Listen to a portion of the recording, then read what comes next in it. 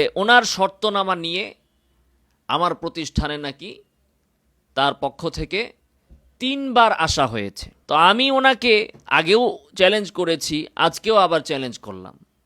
এর কোনো উত্তর তো উনি দিলেন না। আবারও চ্যালেঞ্জ করছি, আপনি শাহ আলম, আমি বলতে চাই হিরো আলম সাহেব, এবং সুন্দরবনের যে লোকের সাথে আপনি কথা বলেছেন, একজন মহিলা কণ্ঠ, যদি বাস্তবেই উনি সুন্দরবনের লোক হয়, আপনার ফেক কল না হয়, এবং যে ব্যক্তি আমার প্রতিষ্ঠানে ৩ দিন এসেছে, এই ৩ জন ব্যক্তি এবং একজন সাথে ম্যাজিস্ট্রেট নিয়ে আপনি আমার মাদ্রাসায় আসবেন। বাহাস আপনার সাথে হবে, তার আগে আপনি এটার সমাধান করবেন। কেন আপনারা এই ধরনের ছল চাতুরির আশ্রয় নেন? আমি সম্পূর্ণ খরচ দেব, আপনি ঢাকা আসার যত ভাড়া যায় সেই ভাড়া আমি দিব।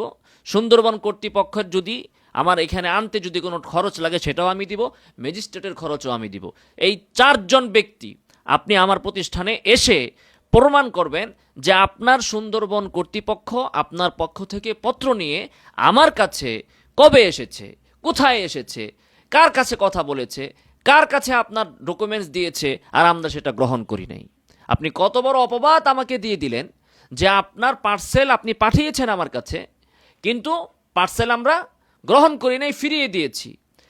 সেজন্য আমি মিথ্যাবাদী, সেজন্য আমি প্রতারক। আপনি এটা আপনার লাইভে এসে নিজ মুখে বলেছেন। তো আপনার সাথে বাহাস হওয়ার আগে এই বিষয়ের অবশ্যই আপনার সুরাহা করতে হবে। আপনার নিজের আসতে হবে, সাথে ম্যাজিস্ট্রেট নিয়ে আসতে হবে, এবং সুন্দরবনের যার সাথে আপনি ফোনে কথা বলেছেন সেই মহিলা, এবং যে ব্যক্তি আমার প্রতিষ্ঠানে ৩ দিন এসে ঘুরে গিয়েছে, আমরা তার পার্সেল গ্রহণ করি নাই, এই ৪ জন ব্যক্তি আসতে হবে, সাথে আমি থাকব। অবশ্যই আপনাকে প্রমাণ করতে হবে। যদি আপনি প্রমাণ করতে পারেন, আপনাদের এই প্রসেসের জন্য যা খরচ হবে এবং পুরস্কার স্বরূপ আপনি যা দাবি করবেন, সেই ন্যায্য দাবি অনুযায়ী আমি আপনাকে পুরস্কারও দিব। আর যদি আপনি এটা প্রমাণ করতে না পারেন, তাহলে আপনি বলবেন যে এর শাস্তি বা এর পাশ্চাত্য কি হতে পারে, এটা আপনি নিজে নির্ধারণ করবেন। সামনে লাইভে আসলে আশা করি আপনি এই বিষয় এড়িয়ে যাবেন না।